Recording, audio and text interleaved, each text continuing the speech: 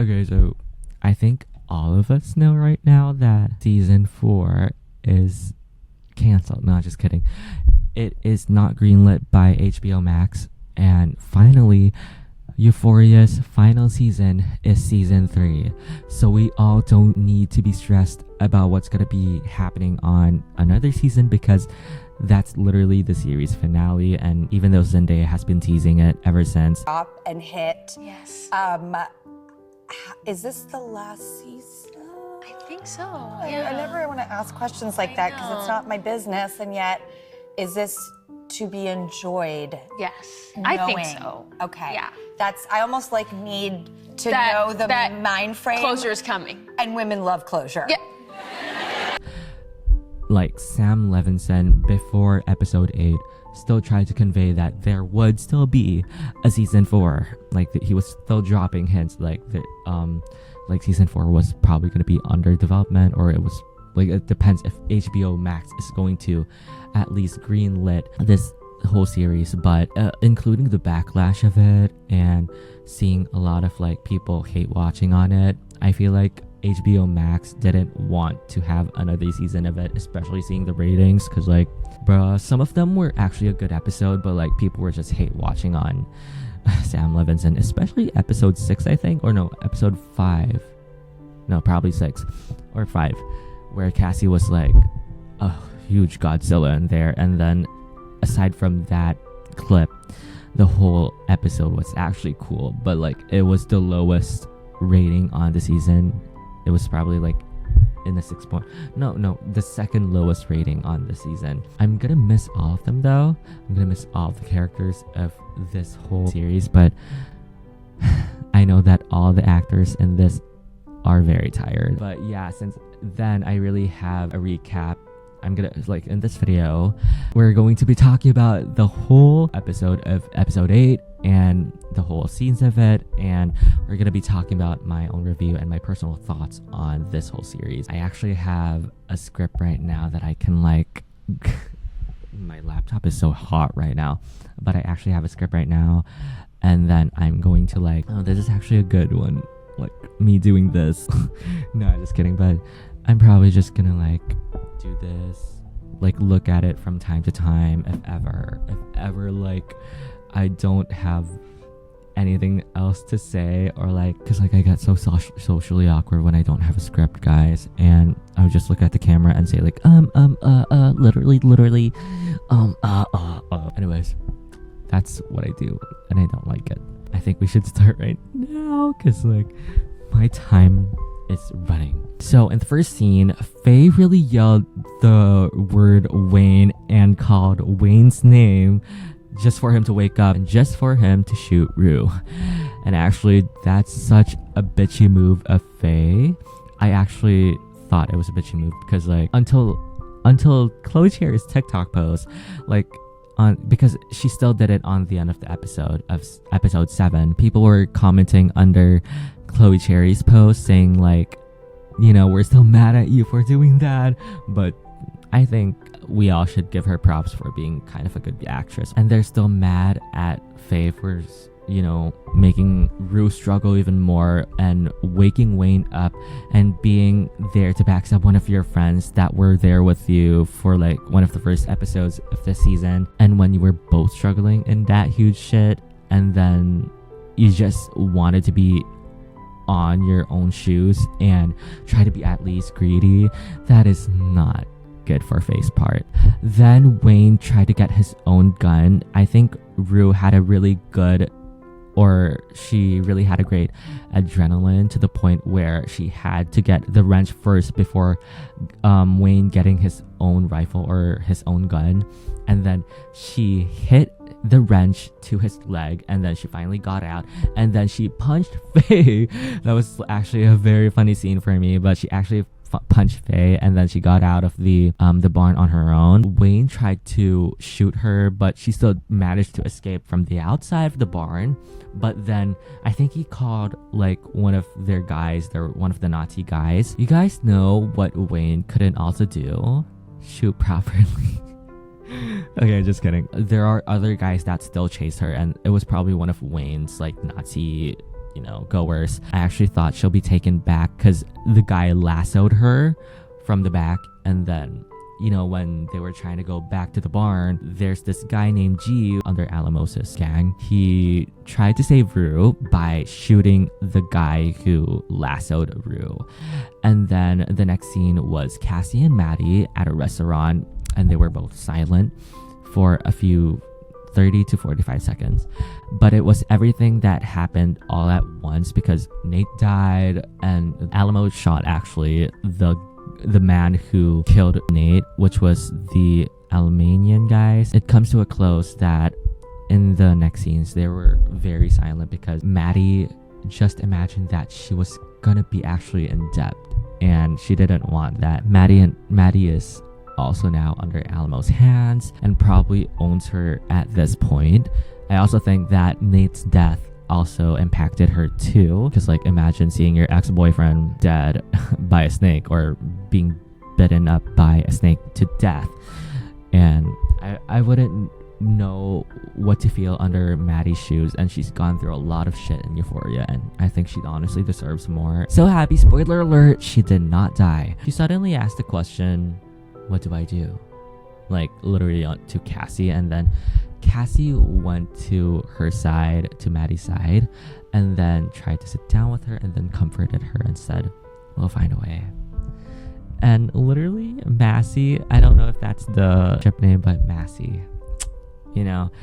that's such, they're way much better off as a couple than Nate and Cassie. You guys get what I mean? I knew honestly that when Maddie also kissed Cassie on the forehead, I knew for a fact that Maddie is actually genuine towards Cassie this whole season. And maybe she was pissed with Cassie when she knew that Cassie deleted her OnlyFans. She honestly slapped her in the face, but there was something inside Maddie where she gave Cassie a place in her heart because she was her best friend. And probably until now, even though the relationship is kind of toxic, she's still, always there for Cassie. And Cassie might never be there always for her, but Maddie is a lot sympathetic and empathetic this season, and a lot go with the flow with what she said. But at the end of the day, they still have each other, and literally people were saying that in the end, Maddie would at least have revenge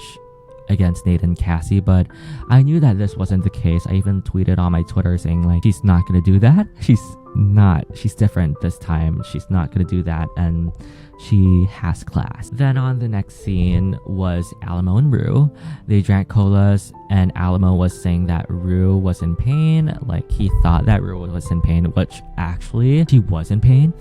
And then Alamo gave her a Percocet, which is the biggest fuck you to Alamo, because those pills were one of the reasons why, spoiler alert, she kind of overdosed on the few minutes of this. Alamo will be talked about again later after this. And then they talked about how Lori knew that Rue was somehow snitching on Lori, or it was about the DEA. I didn't know what Rue was talking about when she said she knew something about Lori, or Lori knew that she knew that she knows something about Rue. Okay, that was so convoluted.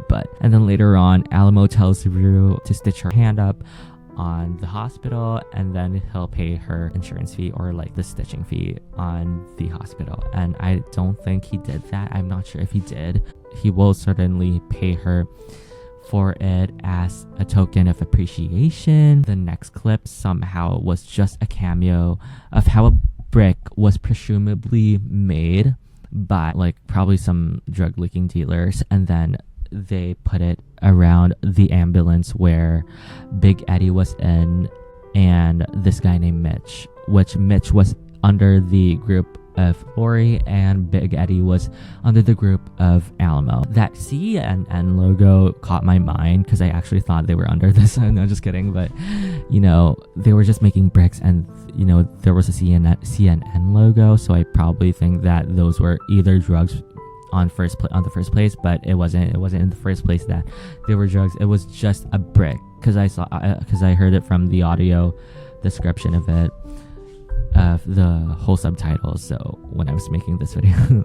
So Big Eddie came to the next scene and picked up Alamo's girls, which was Catherine and I forgot the girl's name, but yeah, Catherine, aka Kitty, and the other girl.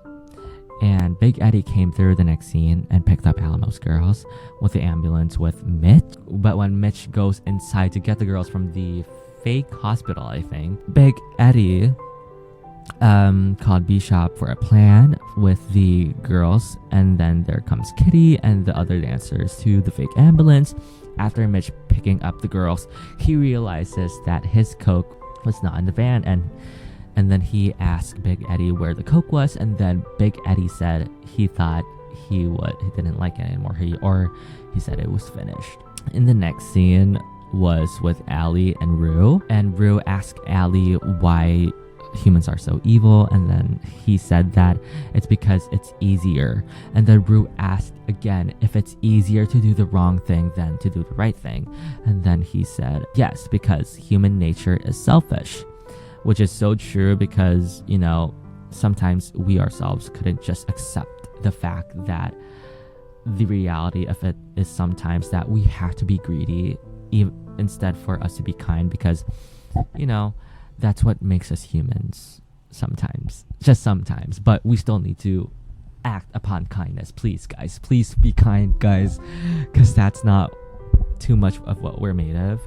And we're also so like, it also tells us that us individuals or us humans are so complex and so convoluted with our own situation. So sometimes it would be better off if we would become greedy than to become kind. Rue also asked why God made humans like that, and then Allie told her that he'll come up to God and then ask him about it and then tell her what his answer is, and then they both laughed about it. Okay, I actually thought that my microphone is not working, but anyways, it pans out to the next scene where Big Eddie went to the crossroad borders with the van, and the police asked questions about where they're heading off to, and then Eddie said outside Los Angeles. And then the agent checked the two girls that were inside the fake ambulance, and then they were behind the fake ambulance, like they were under the fake ambulance. The agent asked Kitty if what her name was, and then Kitty said her name is Kitty, and then he said that's not under your passport, sweetie.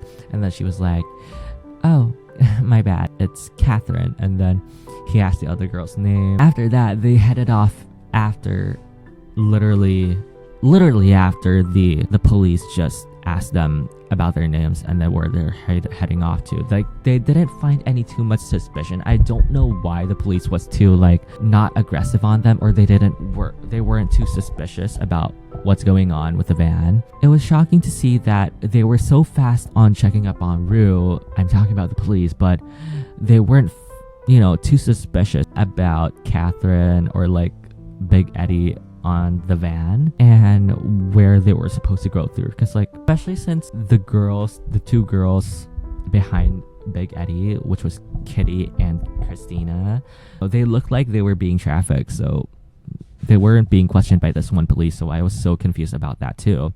Didn't the police at least thought it was somehow sexual human trafficking? I think I wish he thought about it that way. So, but that would be a little longer. But in the next scene, it focuses more on Rue. While there were some weird narrations in the TV about the Bible, she also had a Bible on her phone. She also opened the phone for her Bible. She checked on her pills again, and probably that was one that Alamo gave to her. She was contemplating if she would still drink it or not, and I feel like she did drink it, and she took it. And on the next scene, Wayne went down on his broken leg, on his innate leg, and then took a diarrhea. And then Faye went down after him and said the painkillers were gonna set him up, or it would be shit, it would fuck Wayne's brains out. And then later on, he was contemplating about something, and then he looked at the bathroom door, and then he said, was this a setup?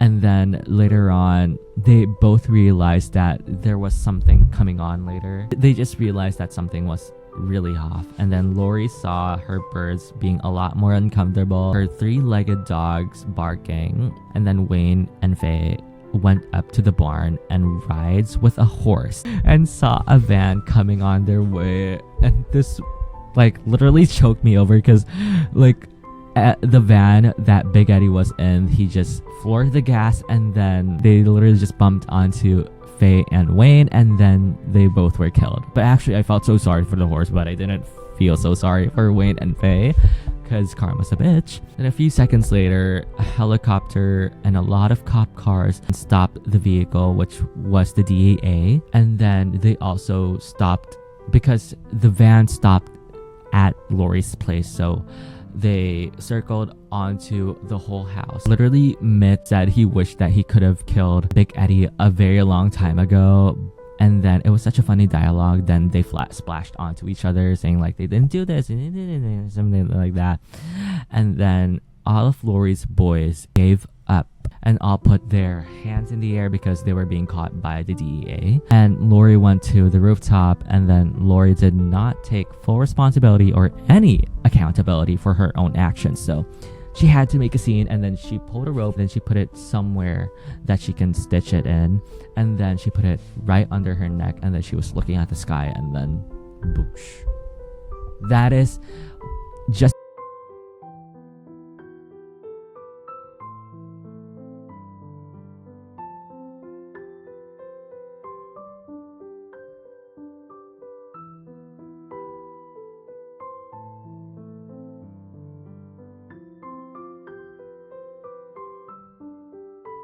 Justification 101, not taking accountability for your own fucking actions. And yeah, she committed suicide before that even happens, like before they even arrested her. Police later then went towards both Big Eddie and Mitch, saying that police want to see Alamo one day, as if Alamo is the king of pop. Eddie then said that he does it himself because he quit, and that's the final scene of Eddie. I think that's the final scene of Big Eddie. The next day was Allie seeing Rue waking up early, and both of them seeing Fez trying to escape prison. And then Rue really moved fast. She used her car, and then she said she wanted to go back to the station that Fez used to work with, but then she didn't see Fez on the station. She saw everything shut down.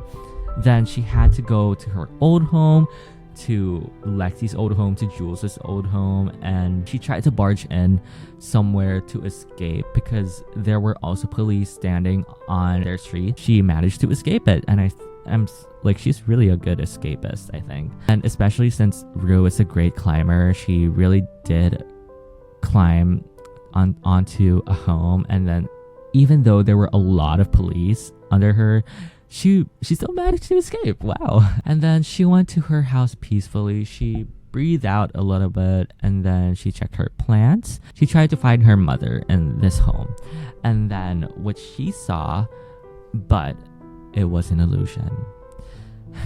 And all of it was her own illusion, and those were probably the last 7 minutes of her brain, because before that she finally became motionless. And okay, this is kind of like, I can still remember it.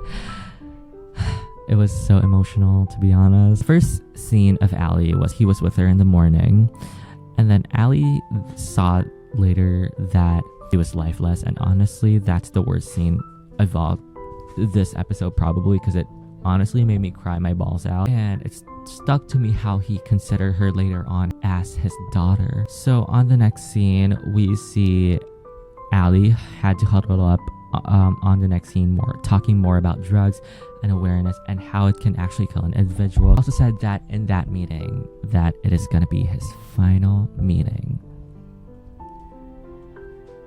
There you go. Because God knows what he'll do in the next scene, which was shoot Alamo. He really got a rifle. Okay, so he really wants to give Rue somehow some justice. In the next scene, it was very boring in this next scene because like Jules is still on her canvas, and literally after when Rue is dead and she is still painting.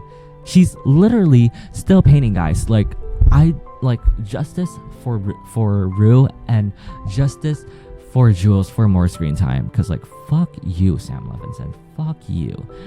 And then she didn't not get out of her penthouse this whole season, except for the wedding season then, and when Lexi offered her for work. And then her sugar daddy saw the painting and the painting somehow resembles Rue. And it honestly really got me a lot of chills, but because like I think Jules probably had a hint or a gut feeling that Rue probably might have died, or maybe she knew about it. It honestly gave me a lot of chills because while she was painting about it, it's either Rue was dead or Rue was fighting for her life towards, you know, her drug addiction, or I mean the drugs that she's been fighting with against Alamo's will. Imagine this, guys. Rue's last interaction with Jules was Jules hitting her like on the face, slapping her on the face, and then, you know, being dragged down by a canvas. That's literally the last interaction with Rue and Jules. And to think that Rue might have thought that Jules hated her or for some sort is a huge stretch for me. And honestly, I really hope that Jules doesn't sleep at night thinking about it, realizing that Rue was dead. And also how Lexi judged her too much during the whole Bible thing, or the whole Nazi and the DEA, because like they had a huge argument on the last episode, thinking that Jules and Lexi hates her at the same time. I really feel bad for her because like she probably thought the whole world hated her. I feel bad for her. Oh. And on the next scene, I look like I'm being blurred here, but anyways, I hope you guys don't mind if I got blurred. And on the next scene, Lexi and Maddie stayed on Nate's house with Cassie. Well, specifically only Maddie and Cassie because they live there as of now. And Lexi was only visiting, and Cassie was talking about the psychology of sex because like while she was taking something from the cupboards, they were talking about this, somehow the colors of how people perceive sex. It's actually just Maddie and Cassie's entrepreneurial business, and they actually made a concept, the girls, to do something that revolves around porn, and then they can at least get a percentage of the money that they can make out of this business and then pay the debt that they owe from Alamo. It was somehow a concept business for them. And then Lexi asked if Cassie can just instead sell the house, and then Cassie said she owes a lot to this house. I do get that, but like, please, if you guys are running out of money, and if that's like, I mean, I do get that it's important for her to at least keep the house because like Nate died and Nate owns this house, but like if that is risking your life, then please just at least sell the house and then give it at least so you guys don't have to think about anything too much anymore. Then after that, you guys can use that concept business to run your own business so they can at least get a percentage for their own concept job at least. And then after that, when Cassie said that, she went down with Lexi, and then they went to the kitchen, and then Cassie took a money from the secret safe from the cabinet, and then there was still a lot of money actually. When she got money from the safe, she also took an envelope and then sealed it with a kiss. And then she put the money on the envelope, and then later on Maddie shows up, and then Cassie gives her the money, and then Maddie saw Lexi on her peripheral view under a mirror beside her, and then she says hello too. They both wave at each other, and then Maddie told Cassie to not wait for her because she'll be late, and then Cassie said pretend to like Alamo just for you to at least not have a hard time. Or it was probably about Bishop. No, just kidding. It wasn't about Bishop because he picked Maddie up in the car just to get to Alamo's strip club. And on the car, Maddie was with Bishop and his dog Snowflake. And Maddie complimented Snowflake, the dog. And then she said that Snowflake was Bishop's date, and she was probably flirting with him at that point. But little did she know that Snowflake was the boy. And then she said, oh. And then she asked if Bishop did his haircut, and he freaking smiled for the first time. Like literally in that series, I did not see him like smile on the whole season, except for that. Maddie really had some huge riz onto that. She continues saying that she didn't thought Bishop would be at least a poodle man, and then she thought that Bishop would be a Doberman. And then Bishop said he likes to surprise people. Later on, she said Maddie's at least said that, you know what else could be surprising? If the world had a little grace on its own. I get you, Maddie. And the next scene panned on to Lexi and Cassie. They had a sister-to-sister conversation. And then the scene panned out to Lexi and Cassie. They were talking about if Nate will still come back. And then Cassie said, she doesn't know, but she hopes so. And then Lexi goes on detective mode again, asking if she misses Nate. And then Cassie says, of course it wouldn't be normal if she wouldn't. And then Cassie asks again if she falls asleep at night knowing that Nate is still around going missing. I know for a fact that Cassie couldn't say anything that, and especially since Maddie and Cassie are still under Alamo's depth. So yeah, they really had to do something, and it was shutting up. And then she said she doesn't really want to think about it. She doesn't want to think about really Nate right now. And then later on, they talked about the Bible, and then Lexi said that she read the Bible and that she thought it would be boring, but it was actually way more interesting than it actually was. Cassie said, was it any good? And then Cassie said, kind of. And it was kind of beautiful, and it was confusing and fascinating in some way. And it just had Lexi thinking about some things were just not her fault. And then Cassie was pertaining if it was about Rue.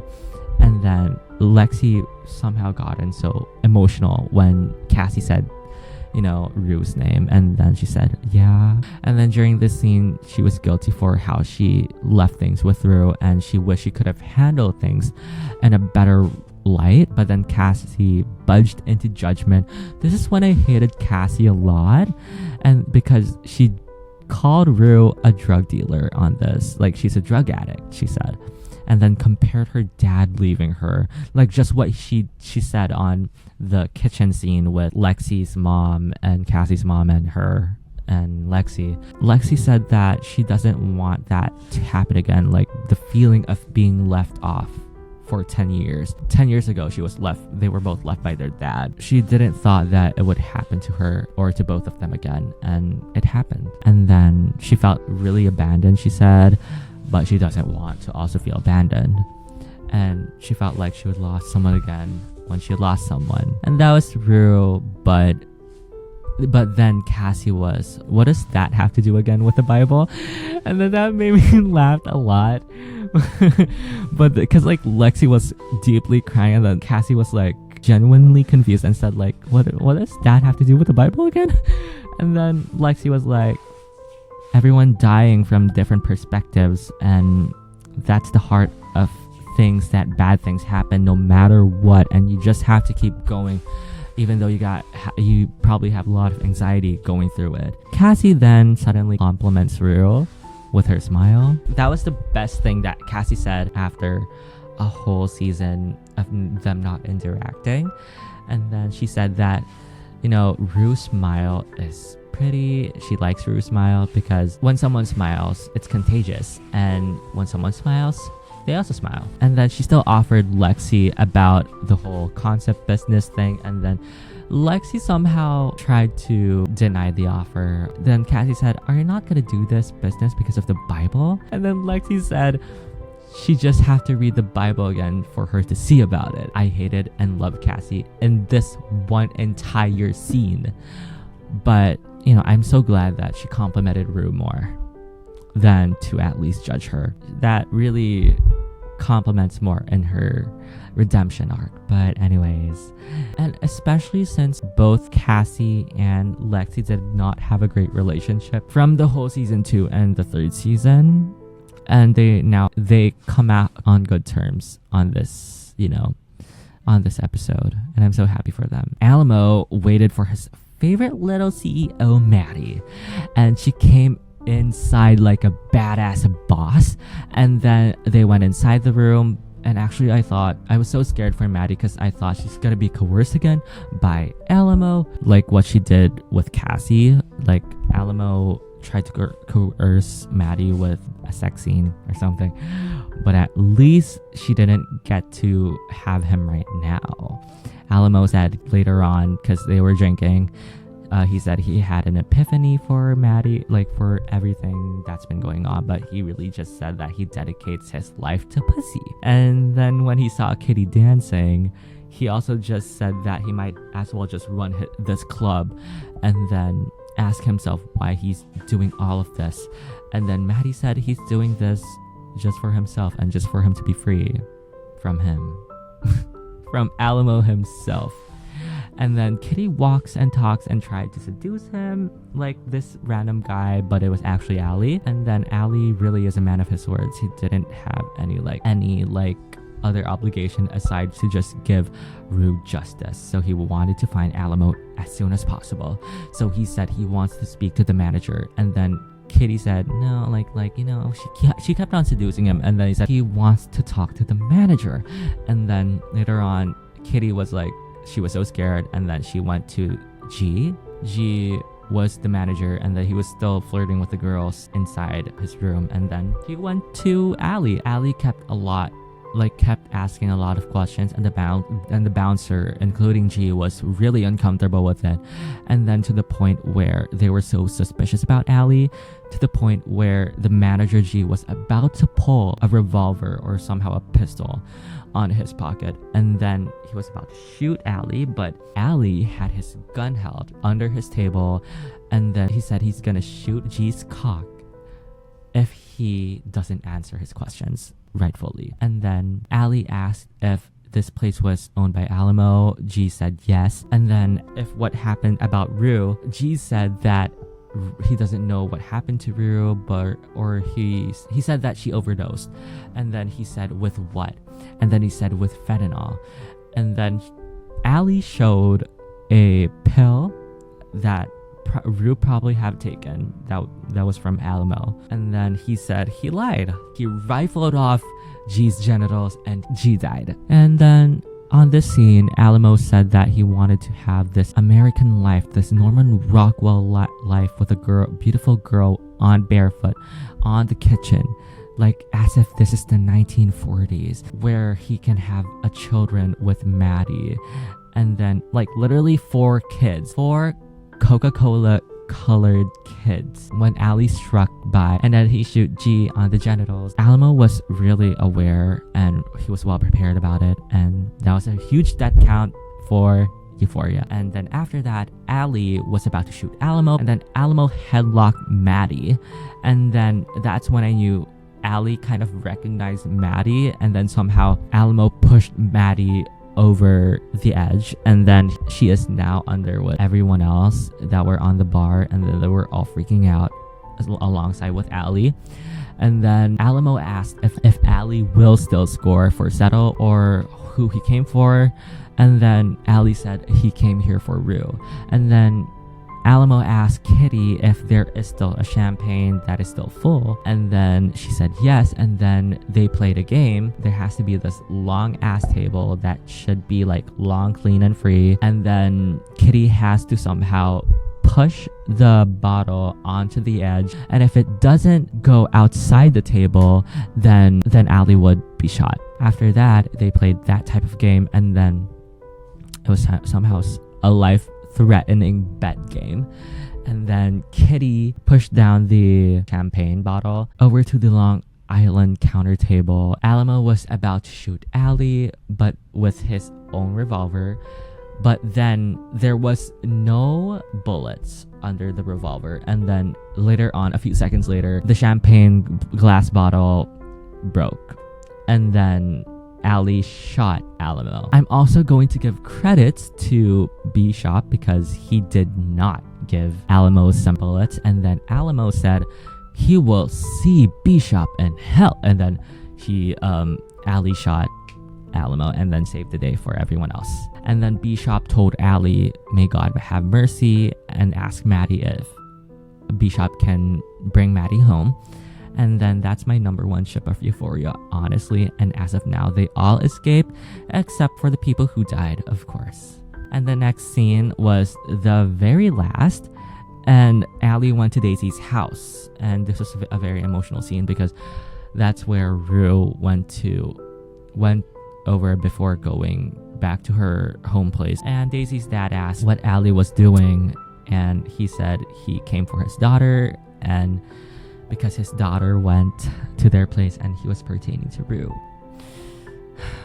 Okay, and then because a while back he said that Rue said that this was the most peaceful place that she went to, and then there's this 1 minute clip of them talking about it, and then Daisy asked where Rue was, and then Allie said she's in a better place, and then she knew that she died, and that really broke her heart. And then later on they ate at their dining area, and then the family welcomed Allie inside the house, and then he said that his name was Martin, but like, okay, but like, your name is Allie, right? Later on they went to the dining area, and then they ate out for lunch, and then they prayed before they ate. Allie said that he praised God for the food, and then he praised God for Rue, and he blesses her with her memories.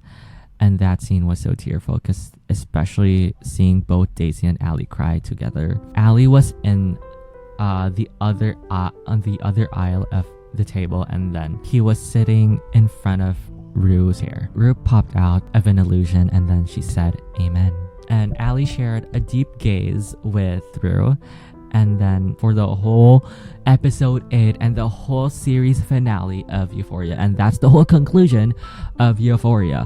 And I'm finally done with this, but I really want I'm still gonna give it a review. It's actually honestly so hot in here. I don't have anything, especially I don't even have like a fan. I have a fan here actually. It's 70%. I actually realized that the fan wasn't with me. I mean, the microphone wasn't with me, but yeah, after a 55-minute long, very long video that I'm gonna put out, I'm gonna still talk about a review. So I really want to talk about a review about this whole controversial finale. I give this actually an 8.5 out of 10. I know I might get hated for this because it might be a little too high, but I'm so happy that the Maddie is gonna die rumors is not true, and that she was gonna be shot was all fake, because I wanted her to have at least a happy ending, or for her to at least be alive for the series finale. And then she really was the only one who did not judge Rue. But for Rue, rest in peace with love. I just think that Rue did everything just to fix her life and just to keep up with her sobriety, because she was actually starting to do that on the first episode of this season. But then Lori came up, and then she became a drug mule again. And I actually hate Lori, and I actually hate Alamo for dragging her onto this, even though she was not really too innocent, but she was innocent for her to even at least be involved in this type of scenario again. And, you know, I get that she owes Lori Modi at first, but like, hello. I'm so glad that Cassie for the finale got to be there for Maddie, and I'm so glad that Maddie did not use Cassie for any sex trafficking work just for revenge or just for the money. And then thank God, because I would hate that storyline so much, and that would make Maddie look like a bad person when I know for a fact that she isn't. I know for a fact that she's just a go to the flow with type of person, and you know, she's not the type of person anymore to slap revenge against Nate and Cassie. Maybe she would have had a plan, but like, you know, she said that maybe she wanted to emphasize and be more empathetic more with Cassie, because she got her back, and Cassie might have got her back, but I'm not sure. But I know that for a fact that Maddie is such a good friend. Nate should have at least had more storyline, like, because he was different from season 2 him, from season 3 him, and then he became defenseless. Like, he became a lot more less defensive. And then I know for a fact that we all changed from 5 years to now, and that we don't have like somewhat a personality that we used to have from high school. But like, bro, you're literally 6 foot tall. Like, you can at least punch them in the face and you're done. Like, have a better storyline. Again, fuck you, Sam Levinson. Let this man have his own like high school roots still inside him, just for a little bit more entertainment. I'm so sorry, but like, season 3 Nate is so boring. And then Jules should have at least had more a storyline to at least save Rue. I didn't get the fact why the fans thought that, you know, she didn't fit in with the Rue storyline, or like the drug drug dealer storyline when she could have at least saved Rue. She could have her sugar daddy should have at least have had some connections with Alamo, or like what he did, like with the storyline between Nate and his Depp successor or something. In all honesty, I think that Jules really isolated herself this season, and fuck you again, Sam Levinson, because you know she was just painting the whole season, and her character arc wasn't that explained too much at all, and that was too boring for the viewers. I mean, like literally justice for Hunter Schafer for this season. Lexi was really stagnant this season also, and she was very boring and very static this season because all she did was judge all her friends, like from Maddie to Rue to Cassie to almost everyone in her life except for Nate, because she didn't see Nate too much. She complained how her friends was like, you know, this and that, and like literally shut the fuck up. Like if you want to say something, just keep it in your mind. Like if you want to say something bad, keep it in your mind. I have a bias against Lexi, I'm so sorry, but like the fact that Lexi really, you know, downgraded everyone to the brink. She's literally acting like she's an angel this whole season, as if, because like she also somehow took all of the stories that she knew, what happened from Cassie's life to Maddie's life to Nate's life to Bruce's life to Jules' life to everyone's life, and then put it onto one play just to play for her own benefit. Yeah, just talk about her life, my life. As much as I didn't like her in season 2 and season 3, I actually liked her in season 1 though, because she was more empathetic, and she was more empathetic about Rue. And then season 2, she became a little bit narcissistic. Sorry guys. I think maturing is also realizing that the play was messy, but it was not good for anyone's mental health, for the characters. Like she should have taken somehow an ounce of accountability for that. The only characters that I find likable this season was probably Bishop, because he's hot, and then Maddie, and then Cassie. Not Cassie, but probably Cassie, but Rue. And then Cassie, I like her probably because she had a redemption arc, because she didn't care too much about, she didn't focus more about Nate anymore. After he died, she focused more about Maddie and her safety and her well-being. And that's what I liked about Cassie's redemption arc, or her character development. And all that, I knew for a fact that Massey, or Cassie x Maddie, would have a good, you know, relationship this season, especially since this would be the final season. And I'm so glad that my prediction that was right, that like Maddie wouldn't coerce Cassie into something, ask for revenge, because she's not that catty person anymore. That slap was good though. Anyways, that is my whole review and my whole recap for this video. And if you guys didn't watch Euphoria season 3, I hope you guys liked it, like my whole essay for this. And I'm so happy that you guys get to watch this until the end of the video, and we don't have to, you know, overthink about a new season of Euphoria, and we don't have to stress about it anymore, because if there would be, then we would be still fucking stressed. And high five guys. Yeah, high five to you guys. And I'm so happy that we got to make it to the final season of it, and I'm glad that we're all still alive. And you know, rest in peace, Rue. And thank you guys so much for watching this video. Follow me on my socials at Elliot Lagren, and I'm gonna see you guys in the next video. And thank you guys so much for watching this video. Bye guys, thank you so much.